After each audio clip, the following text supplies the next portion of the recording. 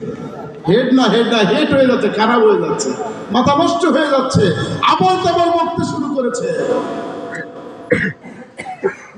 তোমাদের সব পুরা মাপ হয়ে যাবে, চলে আসো। এসব আবল তাবল কথা না। এত পাপ করছে মানুষ, এত গুনাহ মাফ করে তো আল্লাহ, আমরা কেন করবো? একটু ভোট নেওয়ার জন্য সব মাপ এবং সাপ।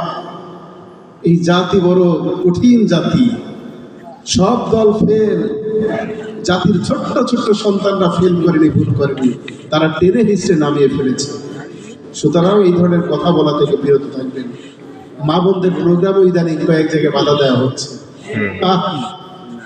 খুব ভালো লাগে যখন রাস্তায় মিছিল হয়, মিছিলেরও সামনে বড় নেতারও সামনে মা বোনদেরকে দাঁড়িয়ে মিছিল করা খুব ভালো লাগে।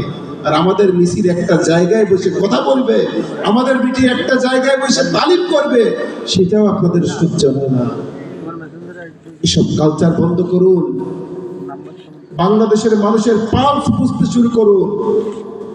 বাংলাদেশের মানুষদের, জনগণকে গুরুত্ব দিন। এই জনগণই কিন্তু এই দেশের দায়িত্ব কাকে দেবে আর কাকে দেবে না সেই সিদ্ধান্ত গ্রহণ করবে। সম্মানিত ভাইরা, এজন্য আমার ভালো লাগে না প্রতিপক্ষরে নিয়ে কথা বলতে, আসলে ভালো লাগে না। কারণ কাদের বলবো, কাকে ইন্ডিকেট করে বলবো, কোন দলকে ইন্ডিকেট করে বলবো, আফসোস লাগে, বড় আফসোস লাগে। দীর্ঘ 24টি বছর একসঙ্গে সংসার করলাম, বুঝছেন, বিয়ে করিনি, সংসার করেছি, একসঙ্গে সংসার করলাম 2001 থেকে 2024।